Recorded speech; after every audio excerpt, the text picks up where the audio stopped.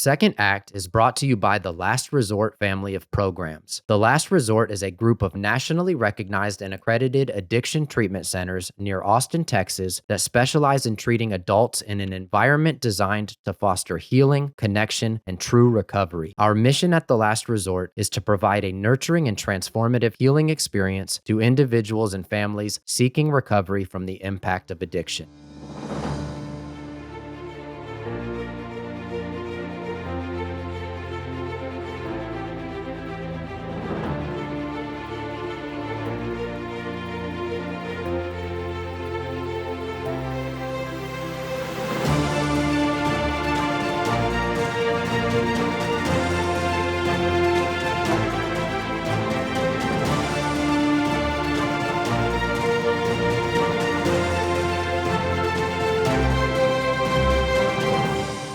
Welcome to Second Act. I'm Michael Smeltzer, and I am here with a very special guest. I have Mr. Ed Latimore with me.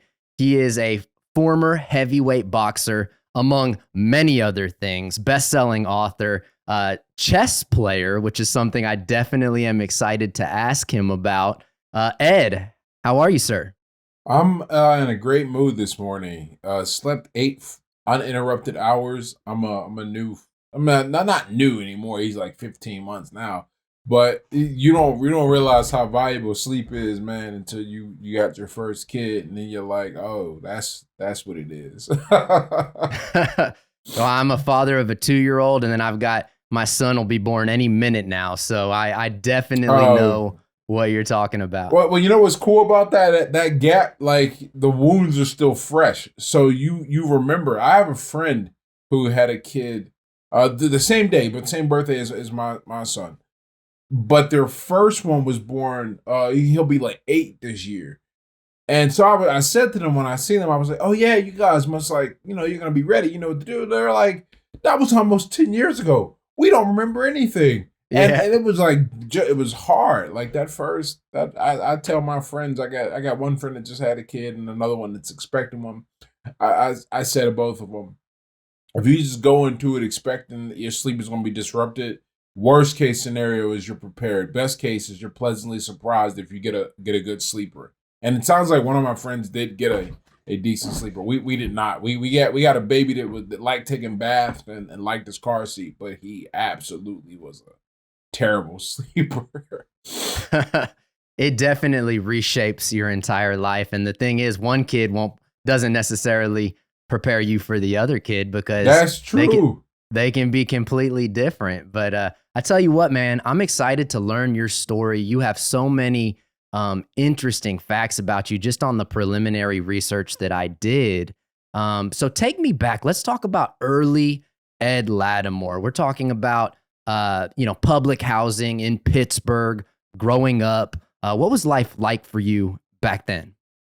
You know, I describe my childhood as a typical at risk youth. Like when you look at the stats that line up that put someone in prison, more often than not, are dooms them to a what we'll say like a life of low earning, low potential.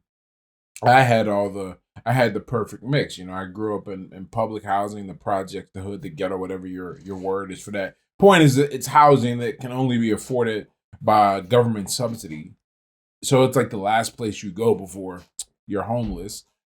And in that environment, a lot of things that come with that, the violence, the drugs, the you imagine the people who can only survive on public housing. There's not a lot of stability either. It's a very it when I think about childhood, there are like these spots where I know I must have not been. I wasn't always miserable, but I have a hard time thinking of moments where I was happy before the age of 14. And 14 is an interesting point for me because that's when I got to high school. And because I had such an unhappy time in my life prior to that, I made the decision to enroll in a high school that was completely across town. And I made the decision. My mom I mean, I don't know if I would say she couldn't care less, but it was not, if it was up to her, I would have just fed into the neighborhood feeder school like my sister did. And so I went to a school across town. I got into that school. It was like a magnet program, and that completely changed my life. Like I don't have any friends prior to age 14. Um, and all of the good friends now who I've like been to their wedding and they came in, baby shower and like we're still friends now. I've known them longer than I haven't at this point. They really changed my life and really set and at that point you don't see how big of a change that environment creates, but because it's a small degree of difference, like I still had to go home at the end of the day, but I got this new environment and it starts as a small deviation and before and it takes a long time, but who knows how things would have turned out otherwise. And so it was a pretty good influence. I tried to but I still had a bunch of old habits and a bunch of old weaknesses. I technically didn't graduate from high school. I think they sort of it was a weird place because I I'm an intelligent person, on paper, but I just didn't get the tools at all. And by the time I needed to use those tools, it was too late. I liken my academic performance to an athlete who never got put in the right system to learn how to play well. So you got this raw ability, but you can just mess it up and have no idea how to use it. So there was that. I tried college, and college went as well as one would expect for someone who was not really academically or emotionally ready, as I found out, Right. and failed out and was just kind of petering along and picked up a bunch of bad habits. But I did start boxing, and that was the thing that you want to talk about like watershed decisions, things that make a big difference. That was the second big decision that made a difference. Where I went to high school was the first one, and starting to box was the second one. And And what that's year where was this when you originally found boxing? I know my first fight I was 23. So oh man, so whatever 5 plus so 2008, 2007 is when So we're I in got into the 2008. gym. Okay, so 2008 is when I Facebook's first. just coming out. You got some social media coming out. You're coming of age in the 90s and early 2000s. You find boxing, and you had a quote that really interested me, and I wanted you to expand on it. You said, "No one cares what happened to you or what you've been through. No one is coming to save you." And I'm guessing that this part of your life that you're describing to me really fueled the essence of that quote. Am I right? Well, I've got some relatives that are a bit like we'll call them, what is it? What is it? Failure to launch or Yeah. like bad development, not development, because despite being poor and disadvantaged, there's still this codependency mentality that develops, and it's not good. I never had that because I absolutely, hate is a strong word. And if I had to pick like a spectrum, like loved, indifferent, hate, I'm very close to hate when I think about the circumstances I grew up in. I didn't want anything to do with them. So I never let myself view that as an out or a point of rescue. So everything was about making sure I figured it out. I would have rather went, and I did. My mom hated it. Um, that I went homeless before I moved home. And I still eventually had to move home, but it took like, I lasted like 3 months and I was like, okay, I'll figure it out. And I did figure it out. But that whole idea of like, no one's ever coming to save you is really, that really is it's something that I have etched on me. Like I can't get rid Yeah. of it. And when you have every perspective has a positive and a negative side of it, depending on how you use it. And there are a lot of negatives that come with that. You have a tendency to view your relationships as disposable, interchangeable. I still have difficulty trusting people. Oh, now the people in my life that have been around very long. I trust them. But like, when I always talk about, these scams that people fall for on the internet are these charlatans, and I look at them and I'm like, yeah, you had a good solid upbringing, because I didn't fall for it. I saw right through it, and I'm just like, I'm gonna just sit back. But that's what comes with it. There's this hypervigilance, sure, but it's very hard to connect. But it makes you really really self sufficient, and I developed a lot of self sufficiency from that period, from my entire life. But that period of time was just one aspect of it. Yeah, it sounds like it. And the reason I asked about that quote is because it really resonated with me, because the way I interpreted it is playing the victim is not going to help you, right? And No, right. that's something I try to embody every day, is that, bad stuff happens to everybody, and that's not discounting trauma and all these things that are very real. I don't want to come across like I'm discounting those things, but in my own experience, playing the victim, being like, poor me, poor me, poor me, it doesn't do any good. And it sounds like you found that out at a very young age. So you started boxing, and it sounds like that was a little bit of a guiding light for you. What was that? What was the development of that like? Like, I know there's the amateur level, and then you get to the pro level. And then I'm also curious about what it's like to stand across from another man knowing he's going to try to knock you out. That's not something I've been in a few fights in my day, but I've never been in that level of a situation. So that's got to be intimidating. Well, here's the thing. Here's the really cool thing about boxing, and I feel this way about really any system of self development. With that said, I think combat sports are the pinnacle of self development that is most accessible to the general population. Or, as I like to put it, there's nothing quite like fighting. And to get good at fighting, you have to get good at every part of your being. And look, here's the thing. This is what boxing really helped me out with. Let's look at the ways that you can fail in the sport that have nothing to do with your ability.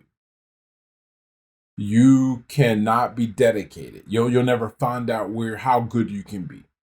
Okay, that gets taken out. You have to make a choice. You can either make sure you set your life up to train, or you can make sure you set your life up to do anything else but train, including take advantage of the opportunities that come. Opportunity is such I don't have a better word, distraction. There we go. Including take advantage of the distractions that present themselves as you improve from training. Okay. So I like to say that boxing purifies you if you let it. You can be a guy that is always partying and drinking and fighting, or you can be a guy that's disciplined and in the gym and studying fighting. I've done both, and I can tell you, you're going to get a lot more out of your life when you are the second type, the guy that is always there training, because eventually you're going to come up against someone who is a bit more dedicated and disciplined than you. And here's the cool thing about boxing: when you lose, you don't just live to fight another day. You might suffer some serious damage, and that stays with you, not just takes you out the sport, but affects the rest of your life. And if so you have to come into it with that respect. And once you have that respect, it tends to eliminate a lot of bad habits. And I carried a lot of bad habits as an amateur. I was out drinking, party. I didn't get sober till I was pro. But I'll tell you, you you take a lot of you can take a lot of beatings that way, and it's not good for you. And then what's the next thing? You gotta be able to sell tickets. Now, as a professional, a lot of people don't know this until you get on TV. You're being paid at the club level. Now things are a little different now, because some smart promoters are understanding how to build brands via video, streaming, etc. And now streaming technologies, it's just so accessible. The game is really awesome now. But when I was fighting, it was still it still wasn't quite there when I was coming up. So as a pro, you got to be able to sell tickets, and where I lived, the best place to fight to get started is West Virginia, which is about 45 minutes to an hour away where we have to fight. So you got to be likable enough and charismatic enough to be able to get people to spend money on a ticket and give up a Friday or Saturday night to drive about a mile to come, or an hour, to come and see you. It's kind of rough, right? Mm-hmm. And as an amateur, the same dynamics aren't exactly at play, but the general setup is the same. If you want to get more fights, they got to put you on cards. Cards cost money to produce, even if at the amateur level. The difference is you don't have to pay the fighters. Instead, you can charge a lower amount for the gate. But the people putting on the fights, they got to like you. People got to fight, want to fight you too. I mean, there's already like dealing with the fear aspect. Some guys just won't want to fight you. But if they're not interested in putting you on because you didn't screw people over, or you didn't jacked around too much, you got a bad rep, good luck developing an amateur, getting the experience. So it makes you a better person, and then you got to learn to work well with others. Even though it's a solo sport, you gotta get sparring and practice, and that means being reliable. That means being honorable, right? You don't come into the gym with like trying to start a street fight. No, it's the boxing gym, and afterwards it's respect. No, God, we don't dislike each other. Well, I mean, at least not after, because like they sell the fight. Not all out of selling the fight. Some guys need that to fight. They need to dislike their opponent. They don't have anything else. But afterwards, it's all love. I mean, I've got one. I'm a different boxer, so we all respect one another. But in terms of like really good friends, I probably made 2 out of the sport. But everybody I'm on terms with, like I was working on my book, and I was able to text some guys that have fought at a high level on TV, and they rap back and forth because of the relationships that we built, and my character. If I was an asshole, but outside of the ring, then they'd be like, "Nah, I'm not helping you. Get out of here." Now, you briefly mentioned alcohol and the role that played in your life, and so I want to put that under a microscope for just a minute. So you're an amateur boxer. You're trying to make it work. Where did alcohol enter the picture? How did you depend on it? Did you depend on it? Where did that come into play?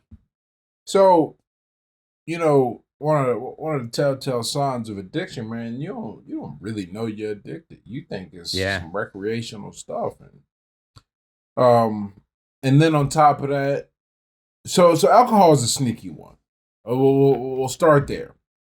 Alcohol is a very sneaky addiction because, unlike most of the other substances, this one is not only legal, but it's celebrated. It's heavily marketed. It permeates your entire lifestyle, especially in your 20s. I was just looking at research for this to make a point in my newsletter, and binge drinking and heavy drinking peaks in the age between 20 and 30. There's a reason for that. Because, think about what college is for a lot of people. And then you get out, you don't know any other way to socialize, and you're still kind of like touching that crowd. It's a crazy place. Okay. So for me, believe it or not, like a lot of people who had problems with alcohol, I didn't drink in high school. I was the victim of, or the beneficiary of, positive peer pressure. I was seeing all those people I went to school with, the friends I made. I ended up in a group, we didn't drink. It wasn't our thing, man. I was friends with a bunch of nerdy guys. It was a good time. Okay.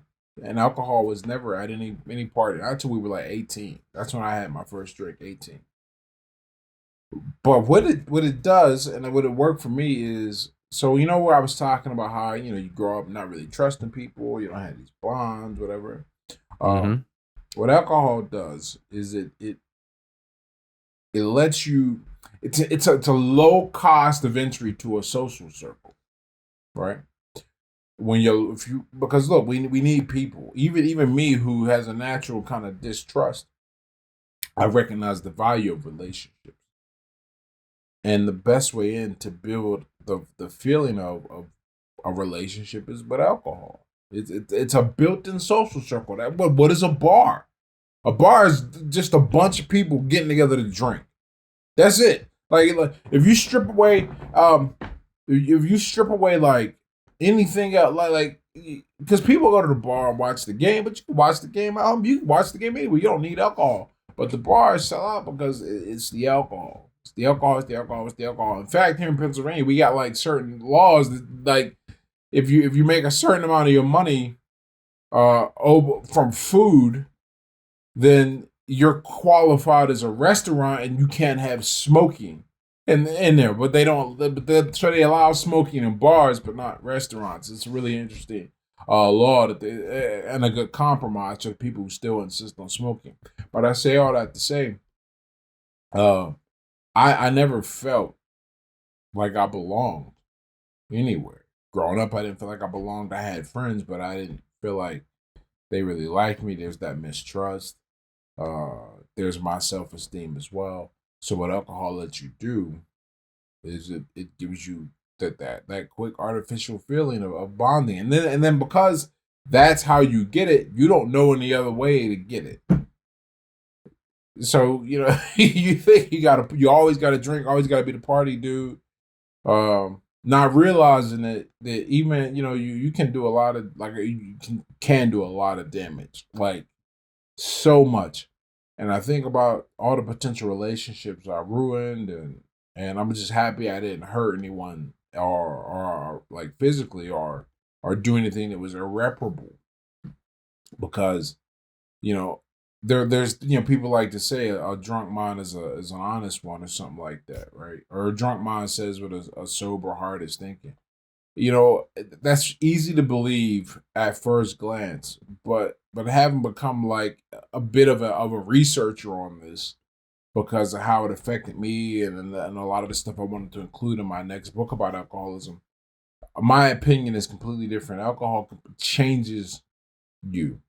It does not say what is on your mind. It puts, I don't want to say put, it takes something that you shouldn't do, right? But like if me and you are arguing, here's a great example. If me and you are arguing and you said the N-word or something like that, right? And let's say that pissed me off and I wanted to kill you. Well, I know that's a bad idea. Yeah, yeah. Like, so I'm not going to do it.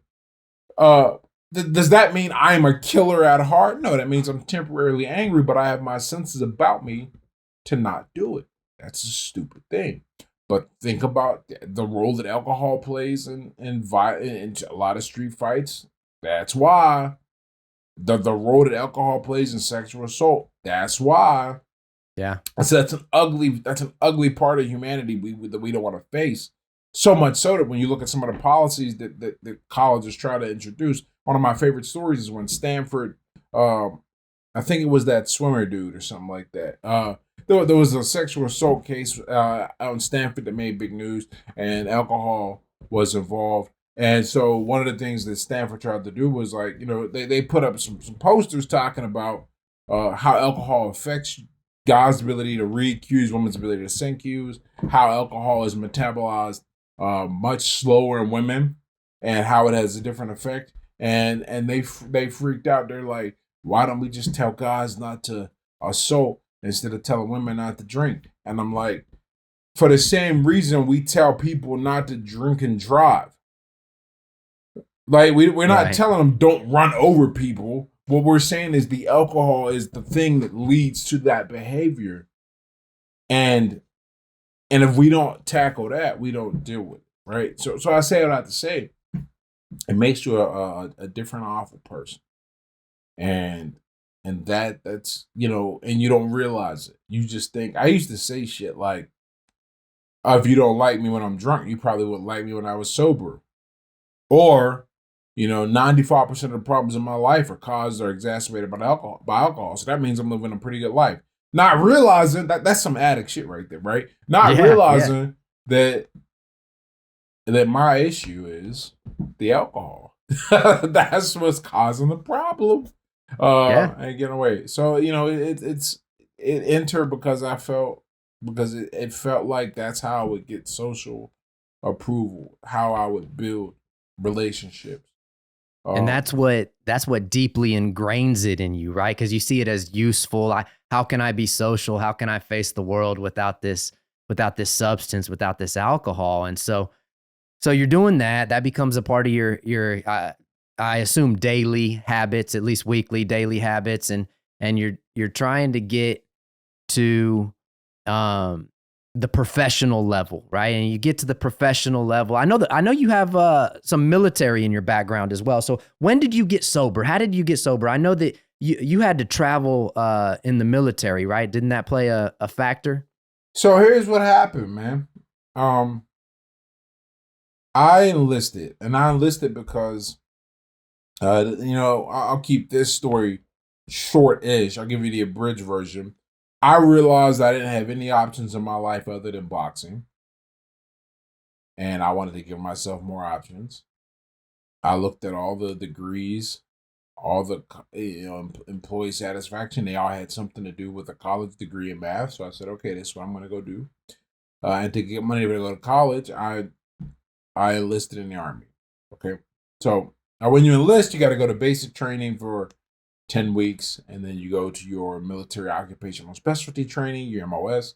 You got to do that for my case, it was 22 weeks. Every MOS is different. All right. And when you're in this environment, there's no alcohol. The basic, it's impossible to get. I have no idea how someone would get alcohol in basic. And then at AIT, you used to be allowed to drink. Now they say you can't, but you also have more freedom in AIT. Like you can get a pass to go off base. And if you're not in you'll never see a service member drink in uniform. That is completely against the rule. But what you are like when you're in civilian clothes, you can have a drink. And I snuck off base one time to have it. I didn't sneak off base. I got a pass. I snuck and got some alcohol. That's what it was. But during this time, that's like the first time in my life where I was like sober. Mm-hmm. Other than that one time where I had a drink, it was the first time in my life where I was sober. And along with that, I was also getting to know people and build respect and an identity outside of alcohol for the first time in my adult life, really. And it made me realize, that I can be a person that people like and want to interact with without drinking. And so like I came back, it was like December 20th or something, they let us out. Went out, had drinks that night. I had a terrible time. Stupid stuff. Drove. Didn't remember driving. So there's that luck again. And then I woke up and I said I gotta change. And what helped me do it, what helped me stick with it this time, because I had inklings that I had an issue and had tried quitting several times before. What helped me this time is I had a new identity and a new purpose. And I say this in my TED talk about getting sober, and it really has stuck with me. About now, I can't remember the who said it, but I remember what they said, that as an addict, when you decide to see yourself as not one, the issue is like, who are you? Yeah. And I think that pulls a lot of people back. They don't see how they'll be a new person. They don't see how they'll maintain relationships, and relationships are the most important thing. So important that we've got the research, Yeah. that we know if you wanted the single mediating factor that are the strongest indicator that someone is going to become addicted to a substance or not, because they're not all addictive. I mean, they are all addictive, but not everyone smokes crack the first time and gets turned out. It doesn't work that way. And no one starts shooting up straight. People usually start with pills like perks or something, and then they elevate. But what makes a difference is the quality of and the support of the relationships in their life, the stability, and how they view them, and how they view themselves as part of that network. So it's very you need those relationships, and I had that. I because I had just met my wife. At the time, she was a girl I was dating, but she took a chance on me. She not only did she come to me graduate from basic training, she drove down to see me during Thanksgiving, because I was at Fort Lee, Virginia, and so like it was just a good time. It was lucky. I was lucky, but I look back and I connect the dots, and I see the two things that made a huge difference that I would tell anybody trying to get sober. I would say you need to lean into relationships and you need a purpose. I was like, for that first year of sobriety, I was so busy because I'm training them for my fight career. I'm now drilling once a month, sometimes 2 weekends a year or 2 weeks a year with the National Guard. I've got a job because I still don't have, all the Army did was give me money for school. I still got to eat. And I'm not making that much from boxing yet. And I'm in school. So I got all this, plus my relationship, all this. I got a purpose. So it's not just when I get some free time, let's go for a drink. Like, nah, when I get some free time, I wanna hang out with my girl or do some homework or something. So I had things to do that helps. That helps so much. And then I didn't want to disappoint the relationship. I said, this is a really nice girl. I don't want to expose her to any craziness. Like, um, and it worked out, man. Now we got been what 11 years, maybe more. Got a kid now. And it's a good time. Man, those are some really good insights for people that are just, trying to get sober, or people that are in their first year of sobriety. I appreciate you sharing all that with us, and it goes a long way. So let's talk about your fighting career, and then I want to get to the books and all the other interesting things that you're doing. You mentioned early on in our conversation that in boxing, when you lose, I mean, it can be pretty detrimental to your health and safety, right? A guy's trying to take your head off, but I looked up your record, man. You didn't lose too much. You won a lot more than you lost. What was your record again? Your professional? So as a fighting professional, my record was 13-1-1, and as an Yeah. amateur, so when you look up the records now, they do keep amateur records on BoxRec, but they're only like when you fought at a national level, like Right. not your local club shows that like count for development, but don't really count towards anything. Like you could lose all those shows and then win 3 in a row, and then you're a national champion. So, but overall, I had like 60 fights as an amateur. I think it was like 49-11 is what I remember. I have my book around here somewhere. I gotta look this up. But yeah, a lot of fighting, a lot of development, a lot of training, and it's a good time. It's something I'm really proud of that I did because it completely changed my life. I could not imagine my life if I had not fought. I would imagine that the daily routine, the determination, the perseverance, the grit, all of those things that come from boxing probably played a factor in your ability to write your books, right? Because writing books is not it's not a small task, and I'm sure it takes some daily commitment and perseverance to get that done. So tell me a little bit about. It's not every day you meet a boxer that's also an author, right? That's an impressive feat, especially for a kid that comes from the projects of Pittsburgh, doing these amazing, enlightening, insightful things. And so tell me about that transition. You're sober, your boxing career's winding up. You're probably trying to turn that purpose into something. And how do you end up with these two incredible best-selling books? um, you know, man. So I always wanted to be a writer. Let's just get that out the way. Because some kids, they want to pop on and get on the screen, do YouTube or whatever. Some want to make music. I always wanted to write. I like writing. I like reading, and so writing was just a natural kind of thing for me to try. Lucky when I was born because the internet is a thing, Mm-hmm. and not only is the internet a thing, but like now anyone can just get on and then if you got something good to say, you can build a following and you get immediate feedback. You build an audience because you have something good to say. If you're not building an audience, you probably got to go back to the drawing board. Okay, so the first book I wrote, it's full of typos, man. It's a self-published book.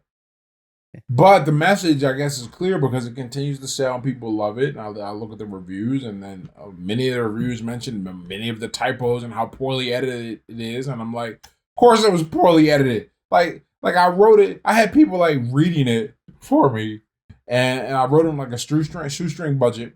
But it was just like I Uh-huh. said, essays and thoughts. And I wasn't nearly the writer I am now. Um, I didn't become a better writer until I finished. People think that the humanities and what you want to study to become a writer. Nah, go. I studied physics. That's what my degree is in. You go do that.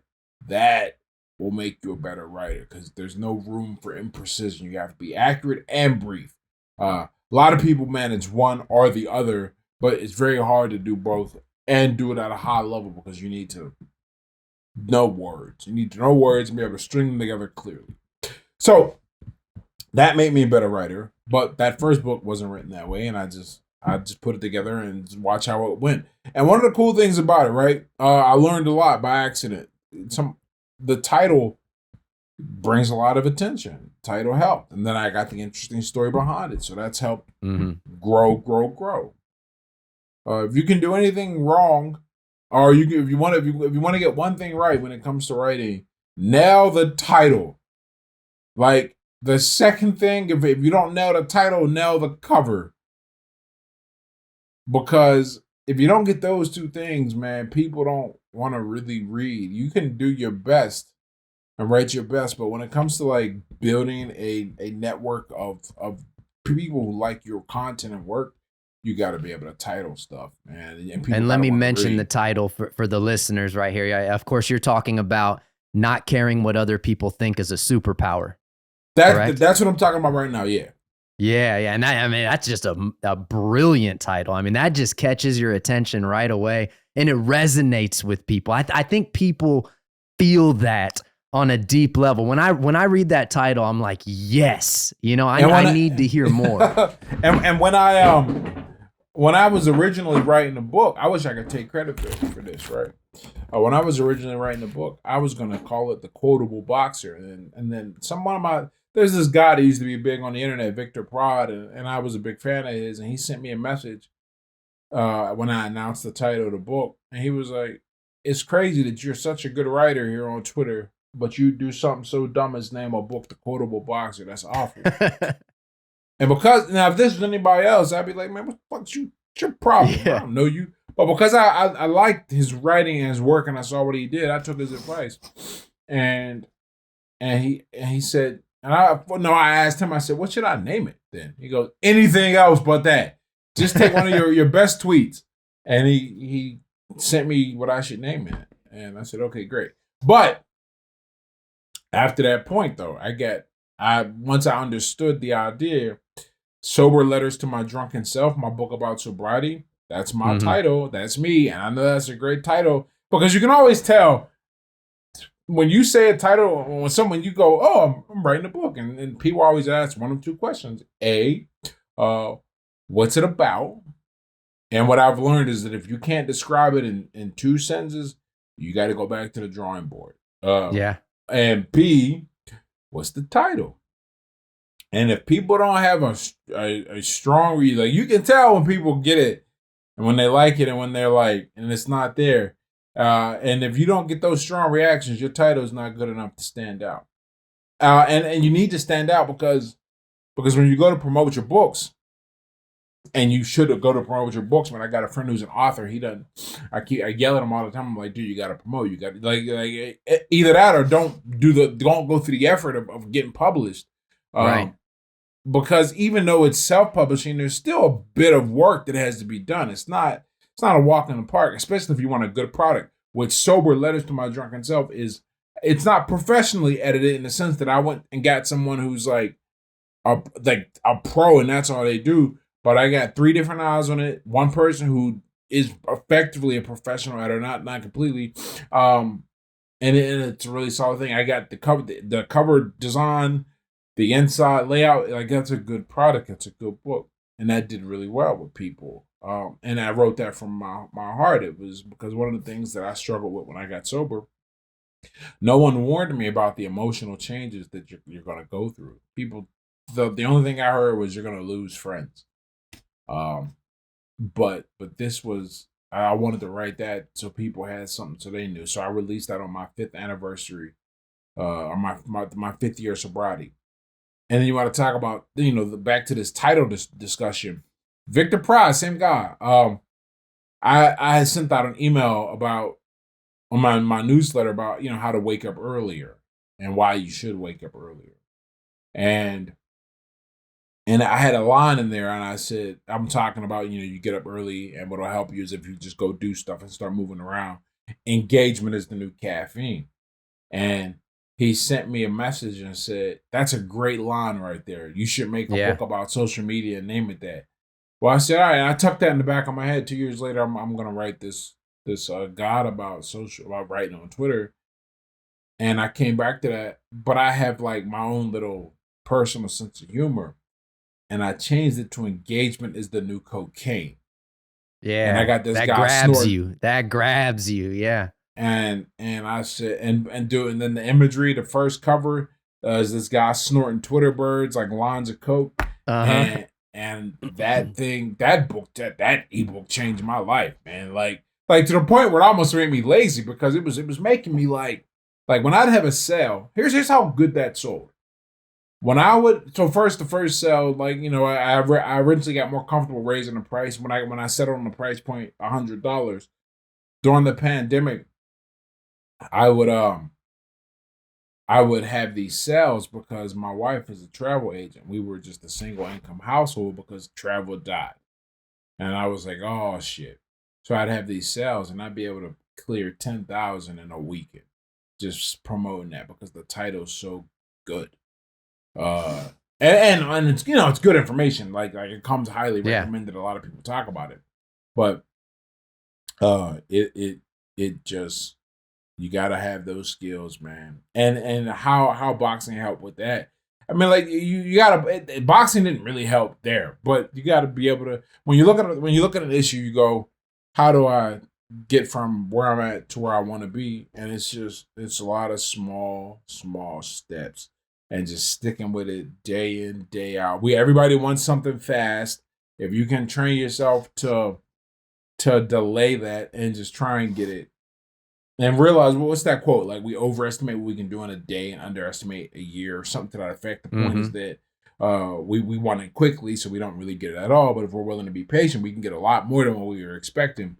And that's how it worked for boxing. That's how it worked for my degree in physics. Because I failed all of my math class in high school. I was not like a math whiz. But when I decided that it was time to get this degree, it took me about 7 years of 6 or 7 years of like improving my math skills to the point where I was like, okay, now I can take calculus and passing that and doing everything good. And we're getting close to our time, but I gotta ask you about chess before we get out of here, because I'm reading about you before we come on today, and I see the boxing career. I knew about your struggles with alcohol. I knew about the books and degree in physics. That's impressive. And then I saw. Did I read this correctly? Are you a competitive chess player? Yeah. I'm on a team here, and then I play a lot on chess.com. And you can't see behind me, but there's a whole library of chess books there. I got a table. I really enjoy the game because it's just great for thinking, man. It's and look, being good at chess makes you good at chess. I don't want to like say you should learn chess so you can be good at a bunch of other stuff or whatever. Makes you good at chess. But that doesn't mean it doesn't raise other parts of your brain. But I mainly like it because it lets me. It's good at chess. It's a cool thing. It's something that a lot of people don't put the time in to become good at. And on top of that, I'm on a bit of a personal mission to prove that you can become a you can become a master level player, starting young. I mean, starting old. Everyone knows you start young, whatever. Starting old and really getting ready. So I've been learning how to practice it, and I've been using that. I'm building this model, and I'm really happy with how it's turning out. Because it's the same model I've been using for my language learning. And like I'm very solidly confident that, well, no, I mean, I don't have to guess. Like, I know you can drop me in any place where they speak Spanish, and I can get to the airport and order food and have conversations. I can watch a lot of TV, not most of it. And all this has come from a model of learning that a lot of people have, they don't understand or know, and I'm applying it to chess. And what I learned in chess, I'm also, coming back and applying to language learning, and I also apply it to training, because I think, because once I finish and turn in this manuscript and I get some other stuff done, I anticipate being back in the gym, like during the summer, and getting back in fighting shape, because I want to go test some ideas that I have, and who better to test it than a guy who I'll be realistically 40, 39 or 40 before my next fight, and I'm like, or my fight again. But I want to test these ideas out, because I trained. I was training people for a little while, and I got to see what worked, what didn't, and I came up with some ideas to kind of solve problems I had, and I'm like, oh, now I can teach those, and I'm excited. It's about learning for me. That's what chess is. Chess is a great arena to practice learning.